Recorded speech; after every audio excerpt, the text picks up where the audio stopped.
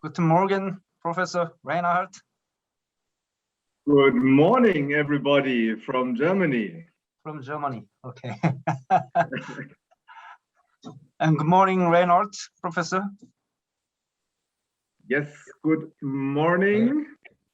Good to see you again, Professor Reinhardt, and welcome to our research colloquium and invitational seminar. Before we start off, I want to show our relationship with Professor Reinhardt and me, and then I'm going to introduce him to our students.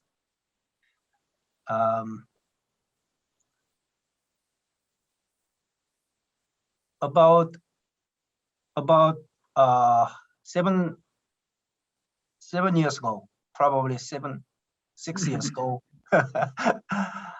I personally sent the email to Reinhardt. That time I didn't familiar with the Professor Reinhardt. I just asked somebody who know him very well. He is Joan. His name is, I don't know, Joan. Okay, anyway, so I'm asking him to allow me to do the special issue smart tourism, and for the first time he allowed me to do this special issue entitled Smart Tourism, which is first paper in the world, the definition of smart tourism and the concept of smart tourism. So due to his allowance and due to his help, I could be able to initiate this paper with my colleagues. Now you should see my Yes. first slide. Very good.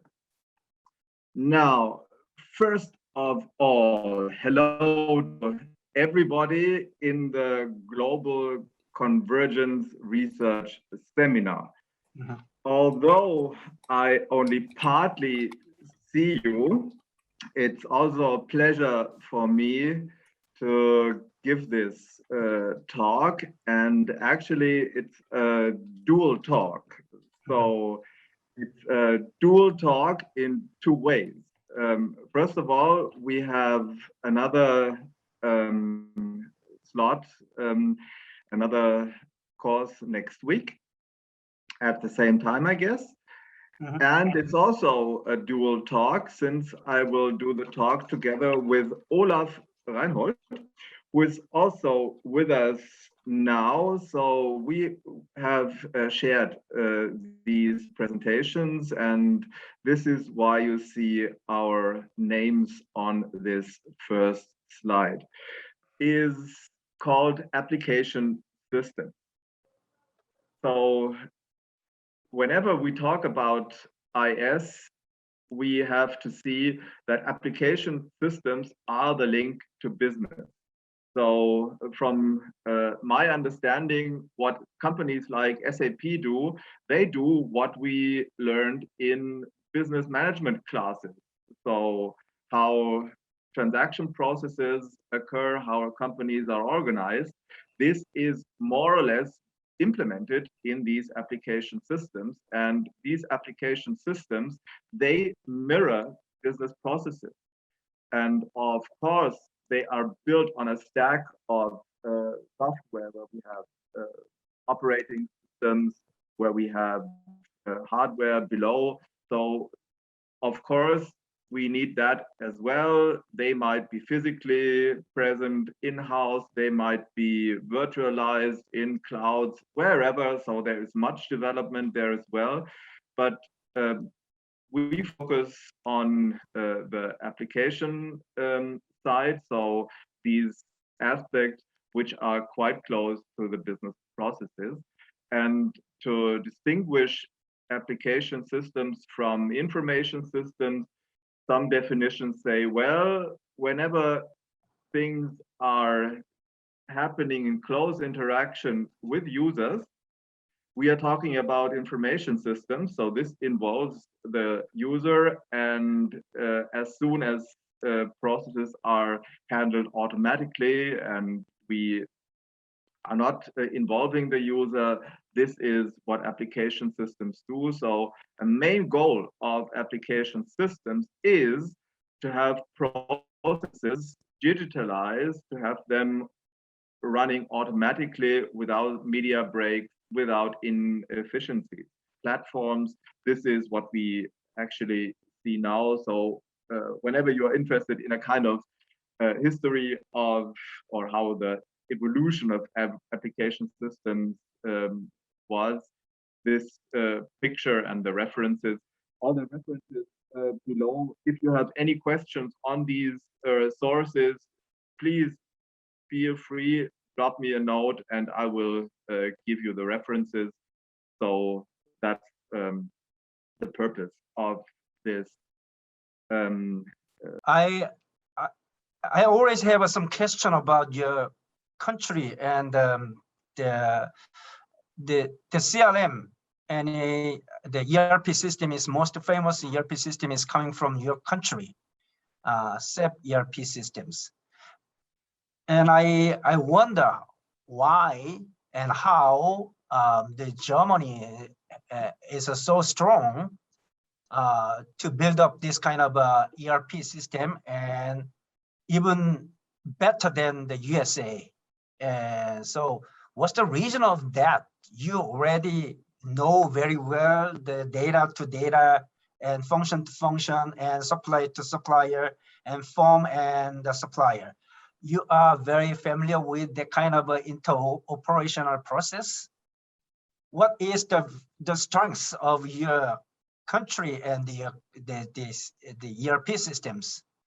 That's my general question, basically. But actually, this is a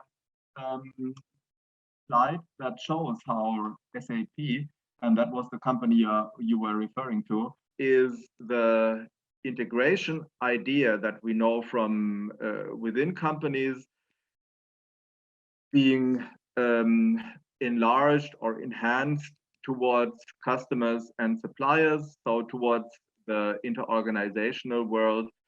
And it means that we have the automation between these actors, and that we have all processes that are happening with customers and suppliers being automated. And this is the kind of definition that we use: integrated design of all digitizable components of economic processes. And if you look in the literature, we know that e-business has various building blocks. So an important building block systems. This is a picture of the early book of Kalakota and his wife, Marsha Robinson. And they said, well, we have the ERP system at the heart, and we enhance with customer relationship management application, and also with BI applications. So there is a kind of enhanced architecture that he proposes. The same with IBM. There, they say we have ERP, and ERP is enhanced with SCM, customer relationship management, e-commerce, business intelligence, and integration. Also, since we need to bring all these modules together, I want to be brief, looking at the time. The message is that we have this life cycle of a customer, and we have the goal to support the entire life cycle. So before, during, and even if a customer leaves, decides to end the relationship. We offer different services along this entire journey, and this is, I think, one of the big challenges of CRM as well. It's repeatedly this cycle, so many transactions occurring during this life cycle, and it might involve, and this is the picture up here, it might involve investing in the customer before we derive value from the customer. This is an important learning from CRM. Now, pulling it together means that the whole CRM topic is not a technological one. It has information systems. So here we have the CRM system, here we have the social CRM tools we will be talking about, but they support processes. They support processes in marketing, sales, and service, like we saw from the cycle. And these processes support strategic goals a company has to define for itself.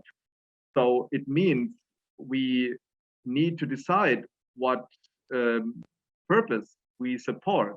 So do we strive for long-term relationships, or do we focus on short-term relationships?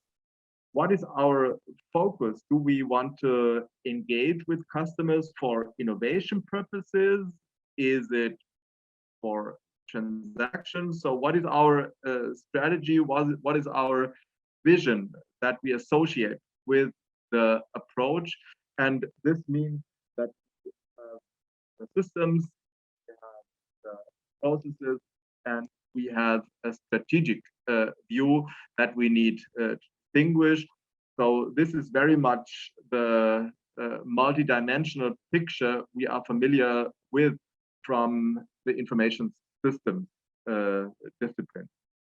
And this is very, very true for CRM, obviously.